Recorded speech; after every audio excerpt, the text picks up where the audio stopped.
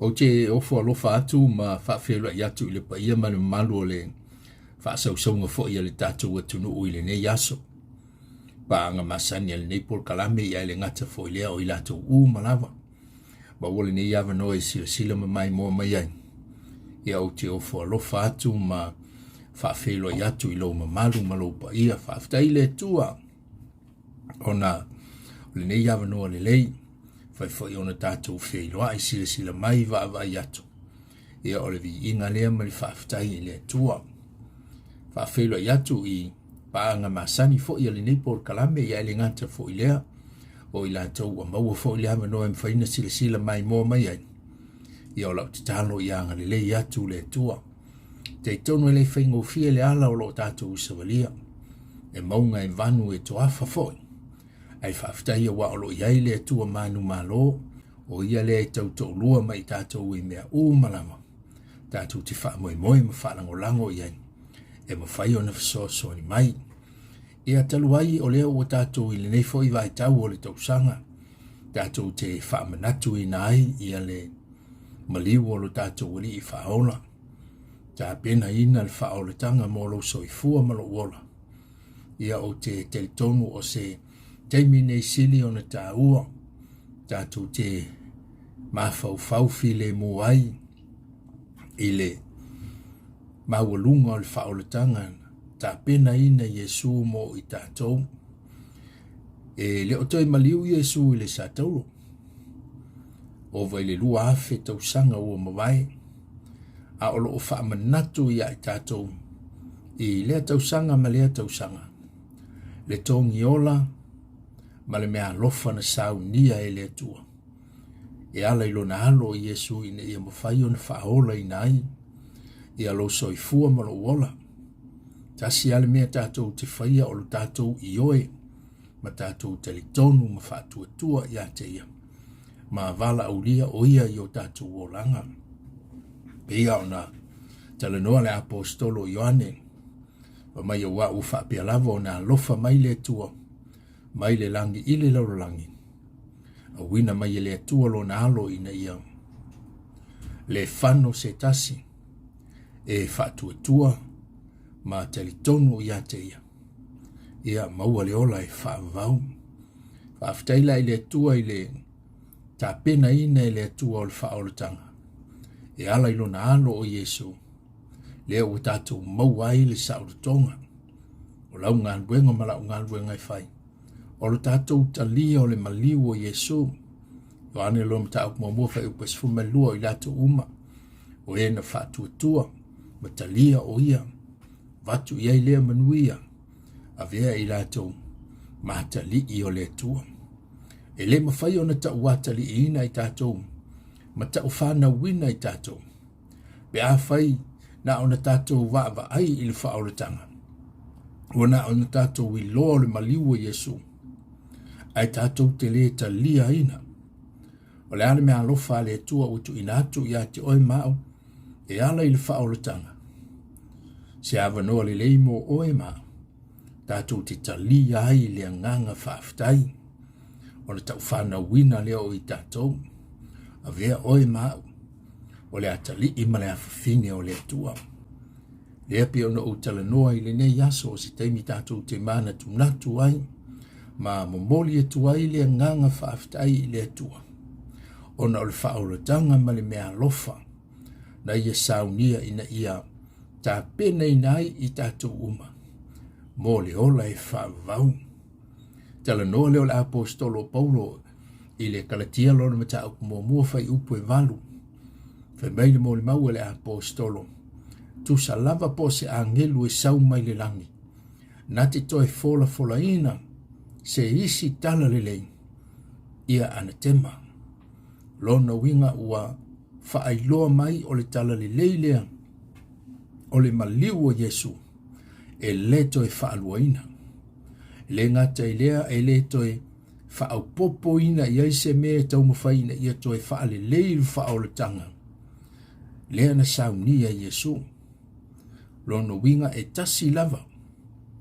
Le awala i le ola e whaavavau. O lo tātou talitonu i le maliu o Yesu.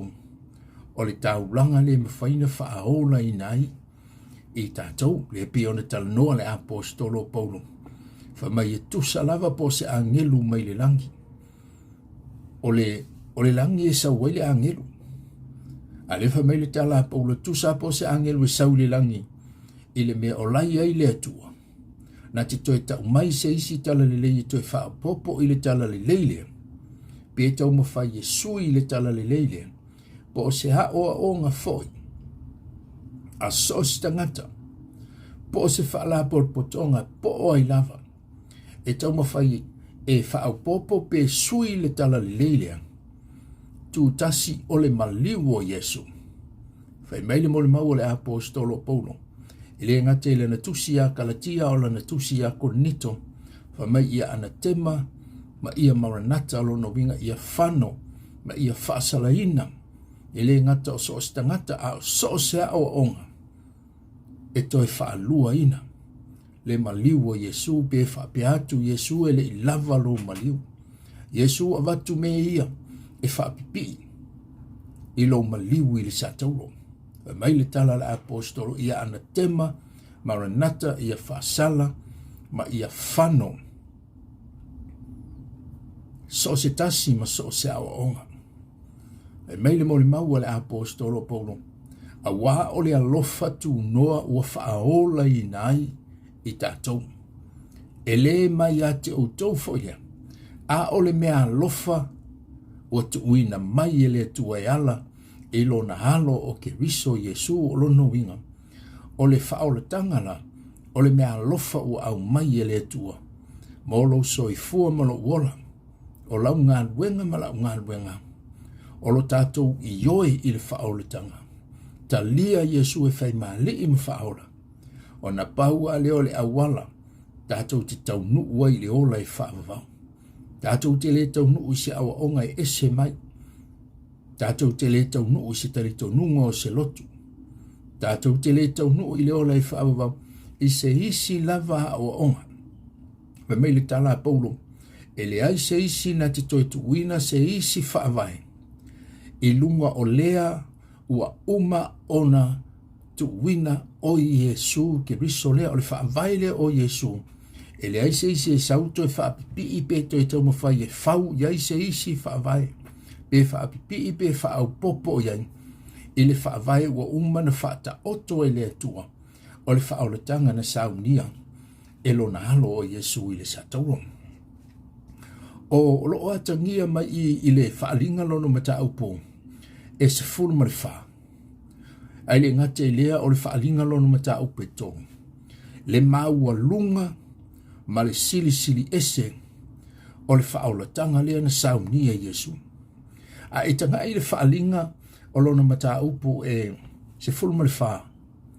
Wha mai o le tauloto a inga o le langi o lo lele ai le angelu. Ma le tala le lei e whaavavau. Wha mai o lo ia whai atu I nuu matu nuu matangata uma. Ia la tau mata tau I le atua. Le ape ona utala noa I le isi por kalame. E le o se tala le lei fou. Le tala le lei le wha mai o lo lele ma le angelu. Le tala le lei e whaavavau. Le tala le lei la lea o le maliu o Yesu. A e tanga ila I le whaalinga lono mata upu e tonu. O I nā olo iai le ekalesia I lao tikaia. O le ekalesia I lao tikaia e fitu iai ekalesia I Asia. O le ekalesia le nā o le taimile nei. Lea tātou te iai. O le ekalesia I lao tikaia. A e tanga ila I whiau le tutonu le ekalesia a lao tikaia. E fitau I le lei. Ma fe au e tolu ia lei le tusia whaalinga lono mata upes fumerfa. E tolu foi ia fe au ia lei tutonu o le whaalinga e tolu. E whaatitau I le ekalesia le o lautikaia. Le pe ono o talanoa. O le ekalesia le e whaatitau I le taimile nei. Le e te soifua ma o wolai o le ekalesia muli muli lea. Ma o le ata le na o le taimilea le tatou te iai.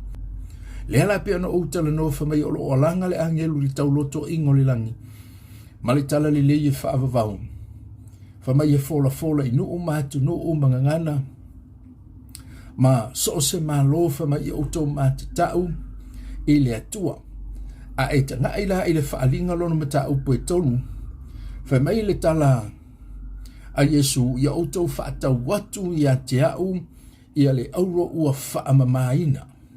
A whaila tātou te whaata wina le auro lea po o Yesu tātou te au maia Yesu i o tātou wolanga. O na tali leo le whaalinga mata upo e sfumar wha ia o to wifo i le na whaia o ia. I le ngata o le sami, o le lau ele, o le whanua, tātou te mauti noa lai i, ona tātou iloa ona ifo i le atua. O le teimila tātou te mauti noa i, o Yesu o ia o le ulu po o ia o le taua lungo mea oma. Ona tonu lea, o le atua tātou te ifo iai, o le asao le atua tātou te tāpua iai, o le a avea le auro o Yesu, tātou te mauti noa i o tātou wolanga. Ai le ngatelia, i le whaalinga lani nāno mata upe sfumre wha, o le vaenga e lua o le angelu lona lua lea o lo lele whai mai. Ua pa u papelonia le aitele, a wā ua ia whaainu nuu e tele i le waina, o le toa sao le atua i lana whaitaanga. Mai ua pa u papelonia, o le aitele a wā ua ia whaainu nuu uma, i le waina o le toa sao lana whaitaanga. Ai a tanga ila i le whiau lona lua lea.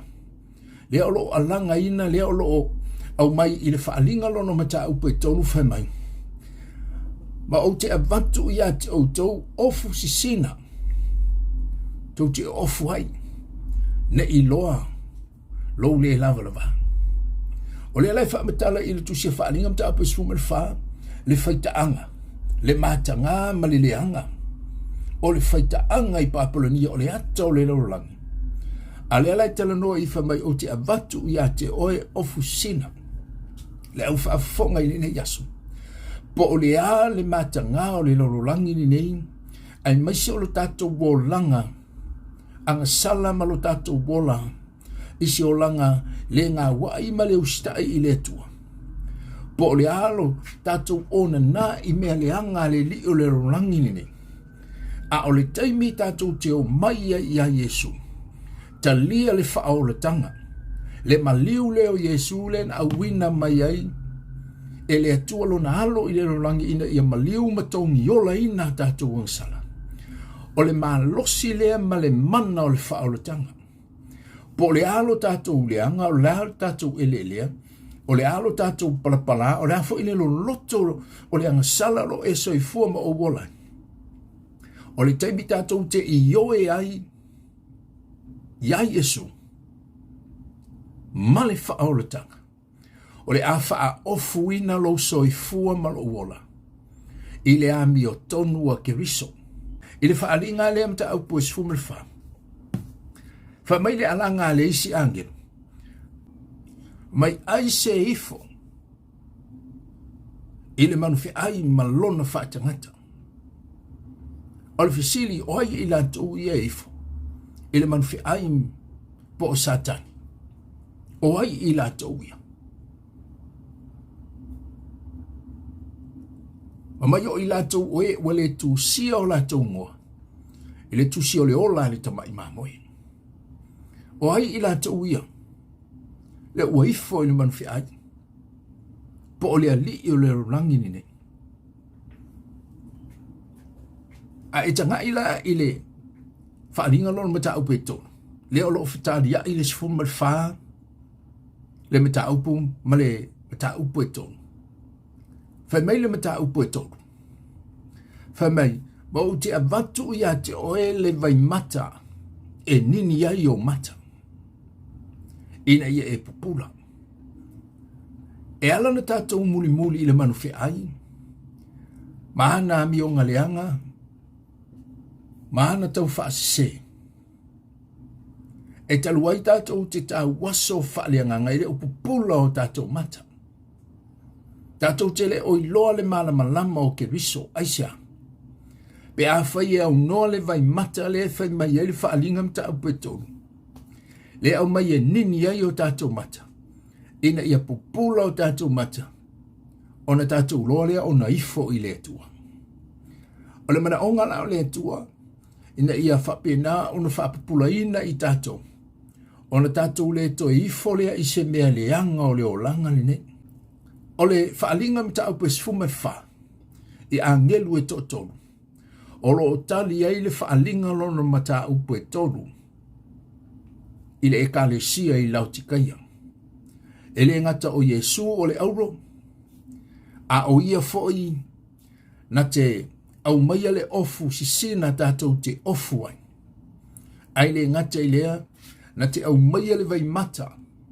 E tu lui ai o tātou mata. Ina ia le leila tātou pupula. Whaalinga si fulma le wha. Wa mai au tau mā te tau i le atua, mai ifo i le atua. O le avea lau Yesu matupu o ia o le auro i tātou wolanga. La tātou lona mā te tau i le atua. Ma ave ia te ia le vi inga. A le afo i lo tātou o ese ma le lorangi nei mā diali lo tātou mātanga po o le tātou le lavalava tulo. E mawhai e le mana ma le toto o ke biso. Sau wina ai lo soifua ma lo ora. Ta ua mi o tonuina i tātou. Wha ofu wina i tātou. E le atua i lana mi o tonu. Ai le ngata i lea whamai ai se ifo i le manufi ai malonu wha tangata. E pōpua ngā tia o ia i lea o maripo. Lono minga. E tā ua. Le vai mata po o le anganga pa i o le atua. E mawhaina fufulu ai. O fofonga mo o mata. Ina ia tātou mana malama le. I ngā luenga le anga le ali o le rolangi le whai le teimini ngā luenga tau whaasise. Te lo o le tā ua le nao le maliu o Yesu. Le o lo wha manatu e le rolangi le teimini nei. Wa umana maliu Yesu i le sātauro. A o le tā ua o le wha o le tanga. Na ia mawhaina tā pena i nai lo soi fua malo wola. Tātou te iloa ai le maua lunga. Le lau tele ma le lo loto. O le tā penanga le tua e ala ilo na alo Yesu e awina mai i ati oi ma. Sauni ai tātou mo le ola i whaava. Iau whaafonga i le ne yaso. O le ato atoa le nao le whaolutanga. O Yesu o le auro. O ia o lo iai ofu sina. Wha ofu inai i tato. Ai le ngate le o le vai mata e tu lui ai o fufonga mo mata. Pe a fai. Tato te mana o mia o ia.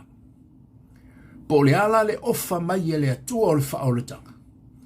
Ai a fai tato te letalia. Ele o le langi lo tātou tonu. Ai whaaftei le maliu o Yesu. A o lau ngā luenga ma lau ngā luenga. Ta lia o ia i whai maa li ma whaola. O le ala i le ola i whaavau. A mai Yesu o au nei le ala upo moni ma le ola. Le ai ma seisi alu atu i le ola i whaavau. Pe a le ui ia Yesu. E leo se awa o ngai ese mai le whaolutanga. O le ala i le ola i whaava. E leo se lotu o le ala i le ola i whaava. O awa o ngā uma e ese mai le talia o Yesu. Ma tali tonu i le maliu o Yesu. Whaatua tua i le maliu o Yesu. O awa o ngā uma la ese mai i le maliu o Yesu ma le whaolutanga. O awala nā i se oli. Tātou te whano ai. Ele te whaapipi i ai se isi lama mea. Ele te whaapipi i ai le tau singa o sapati. Ele te whaapipi i na i ai le baptisonga. Ele whaapipi i na i ai ngā luenga. Sapati, tulafono, baptisonga, o ngā luenga.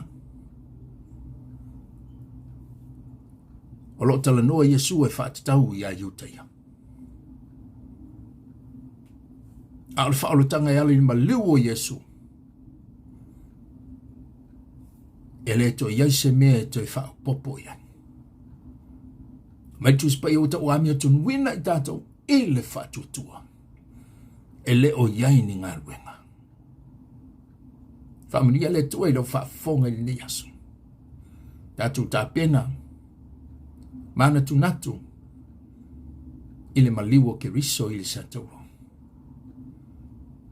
tato te lo ai le mawa lungo le alofo le tu le mea alofa na tu inatu ia te oe tu ina mai ia te tasi le awala tato te whaia o le talia i le nganga whaafitai tu o lalo le nei por karame awane i o tato tu ua le lalo langi le nei e au noa mai Yesu i o tato wolanga fili Yesu tato te tau nua i le ola e whaava au e mena umia le talo o le whaarutanga la tahau i le tua mahala au lia lo na ngango pa ia te ta ia i tato whaaftai Yesu au whaalunga i lau upu le ne yaso o au iloa o au o le tangata ang sala ta tala i natu lo loto i ati oi a fio mai ai a fio tu mawai whaia se loto fau moa o au iloa o Yesu o le auro o oe o le tumutumunga ma le tai ulu o mea uma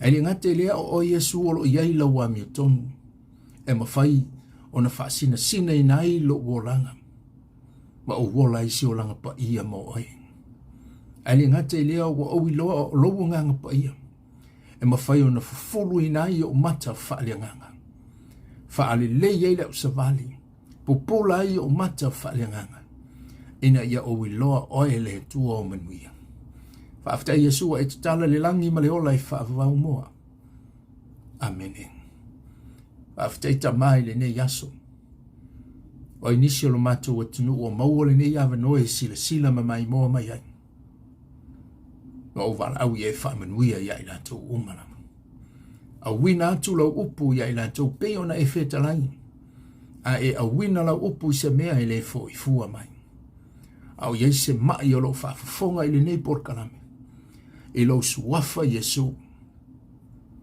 ia e whaamalo lo i ante ia o ai fo i se a inga lo whaapena o na soifua i se o langa le mautonu wa uvala au o oe le atua e tonu ai mea umalawa a vea le nei vai tau o le tausanga mātou te whaamana tuina lo maliu i le satau e lava o lau fionga o whaalama ua mātou mā lolo ai. Whaamanuia i lo mātou e tunu o Samoa. So se mana onga o i lātou o lo sila mamai mo mai. Lau suafa Yesu. Whaafeiloa i o lātou mana onga. Fo i levi inga i atu ai. Amene. Se whaasoa le nai le ne yasu. Yas fo i se whaamatalanga o le tau tamari. Ia matua i ati oe. Ai maangalo ai so Vaevae. Tātou toi wheilua i se malama o mua le nei por kalame. Whae ngoina o le Vaevae tonuina. O le upu moni. Manu te leina na whaasausaunga i le nei yaso o Yesu. Amene.